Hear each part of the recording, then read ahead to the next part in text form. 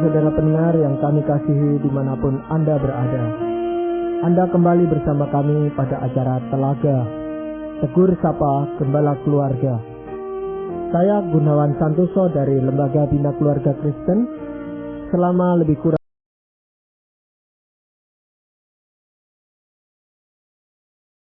kehidupan keluarga.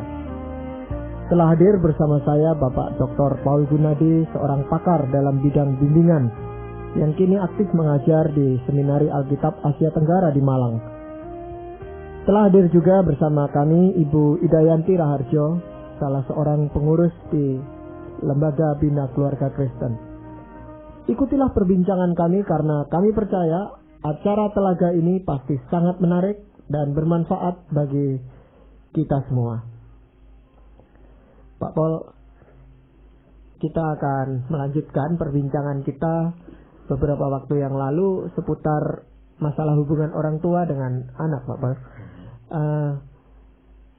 Dari pengalaman dan dari pengamatan itu seringkali seorang anak yang dari keluarga katakanlah baik-baik, artinya yang kami tahu anak itu sudah mendapat perhatian yang cukup, secara finansial juga cukup, perhatian pun ya cukup baik gitu katakanlah. Tetapi khususnya itu menjelang anaknya remaja, memasuki usia remaja, lalu timbul banyak masalah di dalam keluarga itu, Pak Paul. Nah, yang saya ingin tanyakan, bagaimana itu sesuatu yang sudah diperintis dengan baik, kok hasilnya bisa mengagetkan begitu, Pak? Saya teringat akan perkataan Dr. James Dobson, ya, seorang psikolog Kristen di Amerika. Beliau pernah memang mengeluarkan suatu kalimat bahwa anak yang dibesarkan di keluarga yang baik, ya, yang sehat, itu tidak pasti ya akan bertumbuh besar menjadi anak yang baik-baik. Jadi memang ada kasus di mana orang tua telah berusaha dengan sebaik-baiknya untuk membesarkan anak. Namun anak itu sewaktu menginjak usia remaja atau dewasa awal berubah. Benar-benar 180 derajat mengambil langkah yang bertentangan dengan semua yang pernah ditanamkan oleh orang tuanya. Jadi pertanyaannya memang sangat sah sekali, Pak Gunawan. Kenapa kok bisa terjadi seperti itu? Nah, kalau ini sampai terjadi pada keluarga kita, pasti akan sangat mendukakan kita. Kita ini, saya pikir yang menyadari kita bukanlah orang tua yang sempurna. Namun dalam keterbatasan pengetahuan kita berupaya sebaik-baiknya menanamkan nilai moral Kristiani yang baik kepada anak-anak kita. Tapi tatkala mereka menginjak usia remaja atau dewasa awal, tiba-tiba mereka berbalik arah. Nah, sudah pasti ya, kalau kita lah orang tua yang sedang mengalami masalah seperti ini, hati kita pasti akan sangat terluka. Untuk menjawab pertanyaan itu, Pak Gun, ya, saya memang sedikit banyak harus menjelaskan dengan panjang lebar. Nah, yang pertama adalah kita harus memahami dinamika pertumbuhan remaja.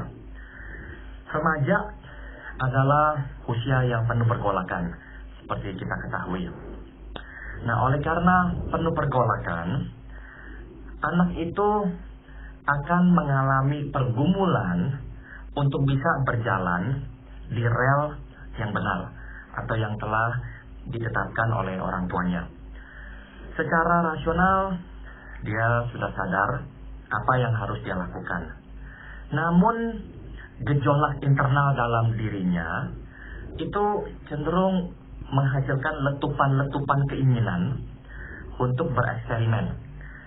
Contoh, anak yang masih umur 9-10 tahun misalnya, tidak harus bergumul dengan desakan seksualnya.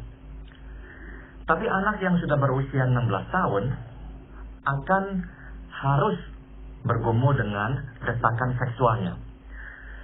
Dengan kata lain, anak yang berusia 9 tahun tidak harus menghadapi tantangan yang bisa melencengkan langkahnya, karena godaannya tidak ada.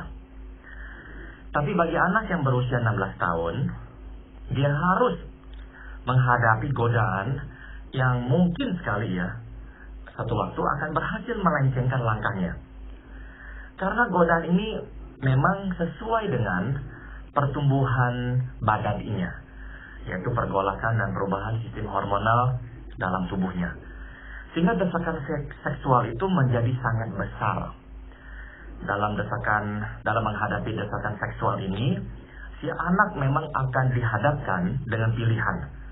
Baik itu pilihan hanya menuruti desakan seksualnya, atau melawan desakan seksualnya dan mengikuti perintah Tuhan yang telah dia ketahui. Jadi secara sekilas ya Pak Gun, kenapa anak-anak waktu menginjak dewasa cenderung atau mudah untuk berubah? Nah, nomor satu memang karena mereka harus menghadapi desakan-desakan internal, desakan-desakan yang muncul dari dalam dirinya, yang membuat dia menjadi seseorang yang bergolak. Jiwanya tidak tenang, jiwanya penuh pergolakan. Nah, jiwa yang bergolak ibarat kuda yang masih liar, perlu penjinakan. Dan penjinakan bukanlah hal mudah. Dia sendiri akan bergumul menjinakkan dirinya. Nah, jadi tidak usah ada gangguan dari luar pun, anak remaja atau yang menginjak dewasa harus akhirnya menghadapi gejolak-gejolak ini. Jadi sebenarnya anak remaja itu sendiri tahu bahwa terjadi suatu gejolak di dalam dirinya itu, Pak. Nah, dia sebetulnya tahu tapi tidak memahami secara keseluruhan apa itu yang dia alami. Sebab anak remaja hanya bisa melihat kepingan-kepingan hidupnya, yakni dia itu ingin bebas. Dia tidak ingin diatur kapan dia harus pulang. Dia ingin bisa pulang sekehendak hatinya. Nah, dia hanya bisa melihat orang tua mengekang dia. Dan itu yang membuat dia tidak suka dengan peraturan orang tua. Tapi dia belum mampu untuk memahami dinamika gejolaknya secara keseluruhan. Yakni, pada saat ini sebetulnya dia itu memang sedang dalam proses bertumbuh menjadi dewasa dan ingin bereksperimen dengan kehendaknya.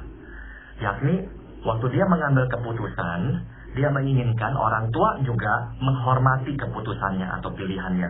Nah, dia belum bisa memahami gejolak ini misalnya. Atau dia juga belum bisa memahami bahwa waktu dia menentang orang tua, tidak mau pulang pada jam yang sudah ditentukan, sesungguhnya dia itu sedang menyenangkan hati temannya. Karena dia itu tidak mau mengecewakan teman-temannya yang mau pergi dengan dia sampai larut malam. Nah, dia belum bisa memahami kenapa menyenangkan teman pada usia dia itu menjadi hal yang sangat penting. Nah, dia belum bisa menyadari hal itu. Nah, maka dia hanya memfokuskan pada dirinya dan orang tua. Orang tua yang sedang mengekang dan sedang mau mengontrol dia. Dia belum bisa melihat secara keseluruhan dinamika pergolakannya. Nah, itu kalau orang tua kurang mengerti ya Pak Pol, kemudian pengaruh dari luar itu lebih kuat untuk anak ini. Nah, itu kemungkinannya untuk anak ini bagaimana Pak Pol? Nah, pada saat anak memang sedang mengalami pergolakan, terus orang tua mengalami kesulitan memahami pergolakannya, yang terjadi adalah tabrakan muka dengan muka. Artinya apa? Benar-benar ibarat kambing yang sedang berkelahi. Dua-dua akan mengadukan kepala mereka dan membenturkannya dengan keras. Sebab si orang tua merasa anak menantang otoritasnya sebagai seorang papa dan mama. Si anak sebaliknya merasa orang tua tidak mau mengerti pergumulannya dan hanya berminat untuk menjaga kepentingan pribadi. Nah, akhirnya anak berontak. Sewaktu anak misalnya merasa diperlakukan tidak adil atau dihina, dilecehkan oleh orang tua, dia merasa tersinggung, marah. Nah, reaksinya kalau anak ini memang bawaannya agak keras, dia akan memberontak. Jadi dua-dua itu seperti kambing yang sedang mengadukan tanduk mereka. Waktu anak berada dalam situasi seperti ini, anak rawan sekali terhadap pengaruh lingkungan. Sebab anak ini kan juga seperti kita, manusia yang normal. Waktu kita sedang mengalami kesusahan, kita merasa tidak dimengerti oleh orang, kita akan mencari orang yang bisa mengerti kita. Salah satu kebutuhan hakiki yang ada pada diri kita, manusia, adalah kita butuh dimengerti. Seringkali bukankah dalam pertengkaran ya antara kita dengan pasangan kita, meskipun kita tidak menemukan jalan keluarnya, namun kalau kita merasa bahwa dia mengerti kita, nah kita sudah merasa lega sekali. Ya, jadi ada kalanya memang perbedaan pendapat kita belum terselesaikan. Namun tak kala kita merasa dimengerti, itu udah benar-benar menjadi obat yang mujarab, melegakan batin kita. Nah, oleh karena itulah tadi saya katakan, salah satu kebutuhan kita sebagai manusia adalah kita butuh dimengerti. Demikian juga dengan anak kita. Anak kita butuh dimengerti. Sewaktu dia tidak merasa dimengerti oleh orang tua, dia akan cari orang yang bisa mengertinya. Biasanya teman-temannya. Masalahnya adalah, kalau kebetulan dia berteman dengan anak yang kurang baik, nah, di samping pengertian yang dia terima, dia juga pasti akan menerima pengaruh atau nilai-nilai moral yang tidak baik itu, yang lain-lainnya juga. Nah, akhirnya dia akan berkata begini, teman saya ini baik kepada saya. Kenapa si anak berkata temannya baik? Sebetulnya sangat sederhana sekali alasannya, yaitu si anak merasa dimengerti. Sewaktu dia merasa dimengerti, orang yang mengerti itu menjadi orang yang baik bagi dia. Nah, apa yang dikatakan oleh temannya itu dan apa yang dilakukan oleh temannya itu akan dia rasionalisasi sebagai hal yang baik pula. Atau misalnya dia mulai merasa maaf, anak ini atau teman ini kurang begitu baik sebetulnya. Namun dia akan cenderung meminimalkan pengaruh buruk itu dengan berkata, tidak ada orang yang sempurna, teman saya juga adalah anak yang penuh problem dan sebagainya. Karena apa? Sekali lagi kuncinya adalah temannya itu sekarang menjadi orang yang baik terhadapnya karena berhasil memberikan yang dia sangat butuhkan, yaitu pengertian. Bagaimana kalau hanya satu dari dua orang tuanya yang bisa mengerti anak ini tetapi yang lain tidak? Jadi misalnya ayahnya bisa mengerti tetapi ibunya tetap ngotot gitu Pak Pol. Dampaknya apa Pak? Sudah pasti ya Pak Gun, kalau salah satu dari orang tua bisa mengerti anak, itu nilai tambah yang sangat kuat. Sebab anak membutuhkan satu saja dari orang tua yang bisa mengerti dirinya. Kalau anak merasa dua-dua orang tua tidak bisa mengerti dirinya, dia akan lebih berani melakukan hal-hal yang bertentangan secara radikal dengan nilai moral orang tuanya. Tapi kalau dia tahu satu dari kedua orang tuanya itu memahami dia, mengerti dia, orang tua itu akan menjadi orang yang baik bagi si anak. Dan si anak akan berpikir dua kali sebelum melakukan hal yang buruk. Sebab dia tahu kalau dia melakukan hal yang buruk, orang tua itu akan sedih. Dan dia merasa bertanggung jawab untuk tidak membuat orang tuanya sedih. Jadi kalau ada satu saja dari dua orang tua yang bisa memahami anak, itu nilai tambah yang besar sekali Pak Gun. Dan itu tidak menimbulkan kebingungan gitu Pak dalam diri anak remaja itu. Kenapa ayahnya bisa mengerti dia, ibunya tidak bisa mengerti dia, dan sebaliknya misalnya? Biasanya tidak. Anak hanya akan bertumbuh besar menjadi anak yang bingung kalau sejak kecil orang tua itu acap kali bertengkar dan berbeda pandang dalam membesarkan dia. Atau orang tua tidak konsisten dalam mendidiknya. Itu bisa menimbulkan kebingungan pada dirinya. Tapi kalau hubungan orang tua relatif baik dan mulai bergejolak tatkala anak memasuki usia pubertas, usia remaja, anak biasanya tidak mengalami kebingungan. Sebab anak sudah bisa berpikir dengan abstrak. Anak sudah bisa mengakomodasi yang namanya ketidakkonsistenan atau ketidakrukunan. Anak bisa mengerti bahwa mama berpikir A, papa berpikir B. Dia bisa mengerti. Dan dia bisa dengan jelas berkata kepada kita, mamanya mengerti dia, papanya tidak mengerti dia. Dia bisa bedakan keduanya. Nah, Pak Pol, sekarang kalau anak mengalami hal seperti ini ya, mungkin papanya yang masih bisa ya, jadi teman bicara ya, sedang ibunya nggak bisa ya, itu pengaruh dari teman yang misalnya jelek itu bisa masuk atau enggak? Tetap bisa. Seperti tadi saya singgung pada awalnya bahwa anak itu mengalami pergolakan internal dalam dirinya secara fisik maupun secara psikologis. Si anak memang sedang mengalami gejolak yang membuat equilibrium atau keseimbangan jiwanya bergoncang. Nah, otomatis dalam tahap atau keadaan yang bergoncang, pengarahan akan lebih susah. Jadi meski si anak itu mendapatkan dukungan dari salah satu orang tua yang memahaminya, namun karena adanya pergolakan tersebut, dia akan lebih mudah memang dipengaruhi oleh pengaruh luar. Yang kedua adalah begini Ibu, anak ini tidak bisa tidak frustrasi. Dia akan mengalami frustrasi sewaktu dia merasa ada salah satu orang tuanya yang tidak memahami dirinya dan terus beradu tanduk dengan dia.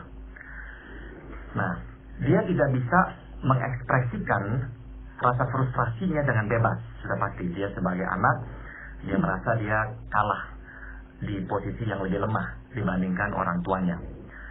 Jadi dia akan lebih tergoda untuk mengekspresikan rasa frustrasinya di luar. Saya berikan contoh. Waktu saya masih usia sekitar belasan tahun, saya masih SMP kala itu. Saya ingin keluar dengan teman saya. Ibu saya melarang saya karena itu hari biasa, dan hari biasa kami pulang sekolah diminta untuk diam di rumah belajar. Sabtu Minggu boleh pergi. Tapi saya ngotot. Saya bilang sama ibu saya tetap mau keluar dengan teman saya karena kami berjanji untuk menonton bioskop. Ibu saya menggembok pintu. Setelah dia gembok pintu, saya manjat keluar. Nah, itu pagar saya itu paling sedikit 2 kali lipat lebih tinggi dari badan saya. Tapi saya tidak peduli, meskipun di atas tembok itu ada kawat berduri, saya nekat lompat. Kemudian saya keluar dari jalanan rumah saya dan hanya duduk di depan gang. Saya tidak pergi dengan teman saya. Karena apa? Karena sudah terlambat. Saya tahu teman saya sudah meninggalkan saya. Tapi karena saya frustrasi tidak bisa keluar, saya harus melampiaskan rasa frustasi saya. Yaitu saya melompat keluar. Nah, anak waktu frustrasi cenderung melampiaskannya di luaran. Kita pun sebagai orang dewasa, kalau hubungan kita dengan rekan kerja tidak baik, kita frustrasi dan kita mau melampiaskan kefrustrasian itu. Demikian juga dengan anak kita. Waktu dia dalam keadaan frustrasi, nah takutnya adalah dia akan lebih mempunyai keberanian melakukan hal-hal yang dilarang oleh Tuhan atau oleh orang tuanya. Karena memang keinginan melakukan itu ya sudah ada. Dalam pergolakan-pergolakannya itu, dia mungkin memang mulai berpikir mau melakukan hal-hal yang dia tidak berani lakukan. Misalnya berkelahi, kalau dulu dia dihina temannya, dia diam. Nah, sekarang lagi frustasi, kekuatan itu tiba-tiba muncul. Dia berantem dengan temannya, dia pukul temannya. Dari dulu misalnya ingin membantah guru, tidak berani membantah guru. Sekarang lagi frustrasi, guru menegur dia bantah, dia lawan si guru. Jadi memang cenderung anak yang frustrasi itu melakukan hal-hal yang tidak baik. Karena keberaniannya tiba-tiba jadi ada. Kalau kita sudah mengerti gejolak yang ada di dalam diri remaja dan akibat-akibatnya yang bisa begitu serius, Pak Paul, apa yang Pak Paul sarankan khususnya terhadap orang tua yang punya anak remaja yang bermasalah seperti itu? Saya pikir banyak hal yang bisa kita lakukan ya, Pak Gun ya. Tapi saya mau mengingatkan kita akan satu firman Tuhan yang saya ambil dari Amsal 15 ayat pertama. Jawaban yang lemah lembut meredakan kegeraman, tetapi perkataan yang pedas membangkitkan marah. Nah, banyak hal yang bisa kita lakukan. Tapi saya pikir firman Tuhan yang telah kita baca itu adalah titik awal yang baik. Yakni, sewaktu anak mulai melakukan hal yang tidak kita inginkan, sebisanya kita tetap menggunakan kata-kata yang lemah lembut. Artinya apa? Kita bukannya berarti tidak boleh marah, tidak boleh menegur dia, boleh. Tapi hati-hati, ada kalanya dalam kemarahan kita ini menghina anak. Saya setuju sekali dengan firman Tuhan yang berkata, hai ayah, janganlah membangkitkan kemarahan pada anakmu. Nah, ini ditujukan kepada ayah, bukan kepada ibu. Sebab memang ada kecenderungan pria atau ayah mengeluarkan kata-kata yang menghina si anak. Sebetulnya yang terjadi adalah demikian. Pria itu cenderung merasa tertantang suatu anak melawan dirinya. Nah, pria rawan sekali terhadap tantangan. Waktu pria ditantang, dorongan yang langsung muncul dari dalam dirinya adalah mau mematahkan perlawanan orang lain. Dalam hal ini anaknya sendiri. Nah, biasanya ayah akan mematahkan perlawanan anaknya dengan kekerasan. Baik dengan pukulan ataupun dengan kata-kata yang pedas yang memang mematahkan anak. Tujuannya adalah untuk menunjukkan dia adalah kepala keluarga dan jangan engkau menantang saya. Namun dalam proses itu kita melukai anak dan benar-benar menghina dia. Nah, waktu anak dihina, reaksinya memang biasanya negatif. Jadi titik awal ini saya pikir adalah permulaan yang baik. Kita selalu bisa belajar untuk lebih lemah lembut. Nah, Pak Paul, saya juga pernah menjumpai di dalam Amsal ya. Kalau sayang anak, jangan sayang rotan. Itu gimana, Pak Paul? Oke, baik sekali. Maksudnya dari firman Tuhan tersebut adalah jangan segan-segan mendidik anak. Jangan sayang rotan artinya ya jangan ragu untuk tegas kepada anak. Namun itu tidak berarti kita hanya menggunakan prinsip itu tanpa melihat keseimbangannya yang lain. Sebab di firman Tuhan yang sama, kita juga tadi sudah mendengar, Allah berkata agar kita menggunakan kata-kata yang lemah lembut.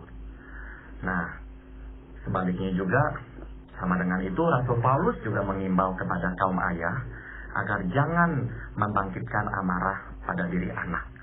Jadi memang harus ada keseimbangan. Yang dimaksud jadinya adalah jangan kita itu segan untuk tegas kepada anak. Anak yang perlu dihukum, dihukumlah. Tapi waktu menghukum, jangan menghina. Sehingga itu membangkitkan kebencian pada diri anak kepada kita. Memang ada banyak hal yang kita bisa pelajari dari firman Tuhan. Dan tentunya kita menghendaki generasi yang sekarang remaja ini kelak akan menjadi orang-orang yang bisa berguna, yang bisa memberi kesaksian yang baik di tengah-tengah dunia ini.